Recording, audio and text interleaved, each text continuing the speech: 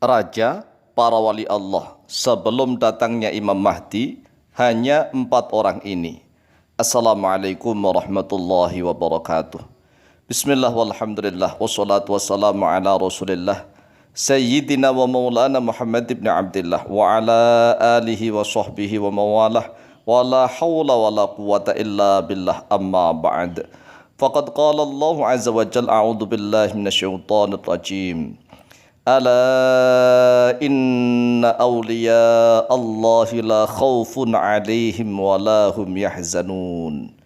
Ingat-ingatlah, sesungguhnya para wali-wali Allah itu tidak takut atas mereka, dan mereka juga tidak bersedih hati. Itulah ciri-ciri utama, tanda-tanda atau alamat utama, alamat pokok para wali-wali Allah, kekasih-kekasih Allah. Yang pertama, la khaufun alaihim, mereka tidak pernah takut kecuali hanya kepada Allah Azza wa Jalla. Walahum yahzanun, dan mereka juga tidak bersedih hati masalah urusan duniawi. Saudaraku kaum muslimin wal muslimat rahimakumullah, banyak orang mengklaim si fulan adalah sultanul aulia, dia adalah pemimpinnya para wali. Si fulan adalah sultanul aulia. Masing-masing kelompok mengklaim dia adalah sultanul aulia, artinya pemimpin, raja para wali-wali Allah. Tetapi ketahuilah bahwa pemimpin para wali Allah itu mulai dari zaman tabi'in, tabi'ut tabi'in hingga sebelum munculnya Imam Mahdi. Karena apa? Imam Mahdi itu nanti pemimpin para wali terakhir di akhir zaman. Jadi kalau Imam Mahdi sudah keluar, maka setelah itu tidak ada wali lagi, hanya ada kiamat. Oleh sebab itu, sebelum munculnya Imam Mahdi al-Muntadhar, maka hanya ada 4 orang saja yang menjadi pemimpinnya para wali sedunia. Siapakah mereka itu? Mereka adalah al-a'immatu al-arba'atu hum salatinul awliyai. Mereka adalah para imam 4, yaitu mereka akan menjadi pemimpin-pemimpin para walinya Allah. Sudah tahu kan al-a'immatu al-arba'atu, imam yang 4 itu, yaitu Imam Abu Hanifah yang pertama, yang kedua Imam Malik bin Anas, yang ketiga Imam Muhammad bin Idris Asy-Syafi'i, yang keempat Imam Ahmad bin Hanbal Asy-Syaibani rahimahumullah ta'ala.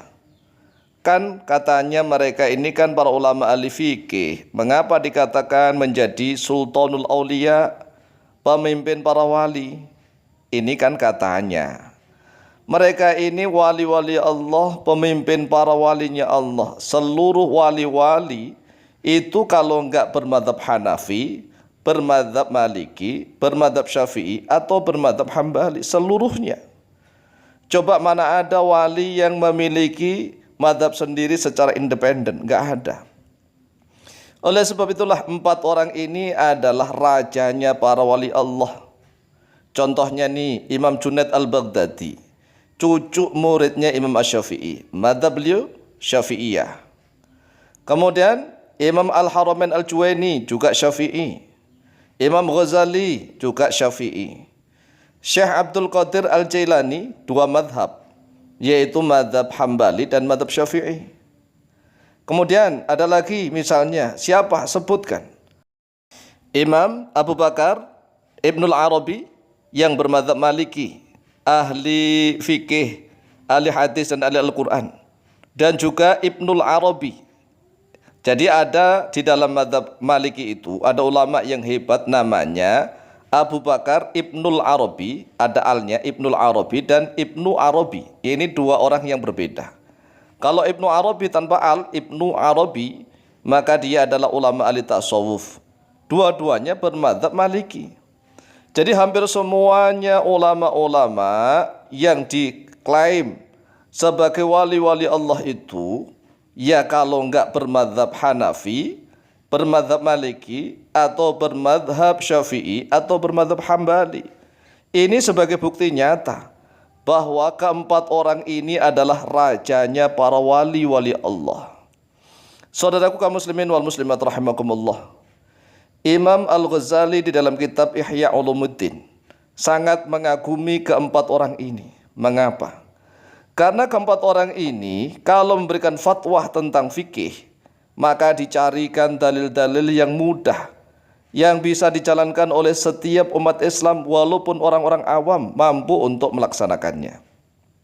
Tetapi bagi mereka sendiri, mereka semua ini mencari dalil-dalil yang sangat berat untuk diri mereka sendiri. Inilah ciri-ciri wali Allah yang luar biasa. Tatkala memberikan hukum kepada orang, maka dicarikan yang ringan, yang mudah. Tetapi tatkala menghukumi dirinya sendiri, maka dicarikan hukum yang sangat berat. Beda dengan para ustadz, para ajengan, para kiai di akhir zaman. Kalau menghukumi orang dihukumi yang seberat-beratnya. Tetapi kalau untuk menghukumi diri sendiri, cari yang seringan-ringannya. Inilah kebalikan. Kalau untuk Imam Abu Hanifah, setiap malam sholat, berapa kali rakaat dan lama. Setiap malam khatam Al-Quran, itu Imam Abu Hanifah.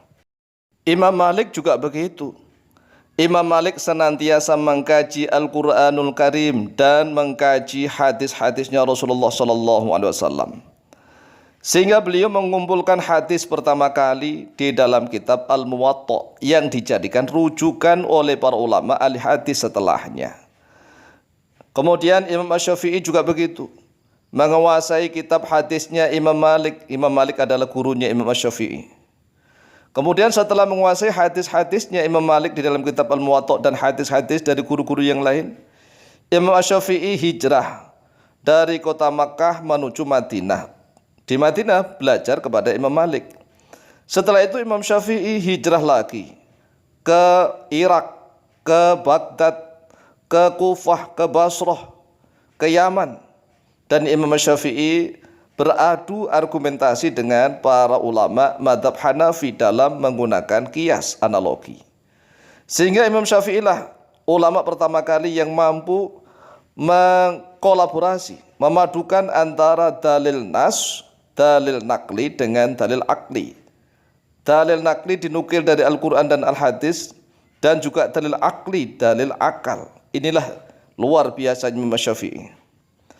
Kemudian Imam Ahmad bin Hanbal, salah satu murid Imam Asy-Syafi'i yang terbaik di Baghdad.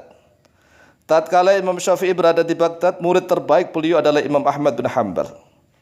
Kemudian Imam Ahmad bin Hanbal mampu mendirikan mazhab sendiri yang sangat tekstual di dalam memahami hadis-hadisnya Rasulullah SAW.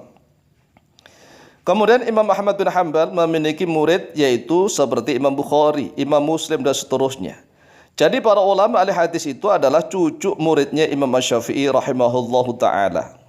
Sedangkan Imam Asy-Syafi'i adalah murid langsung daripada Imam Malik bin Anas bin Malik Al-Madani.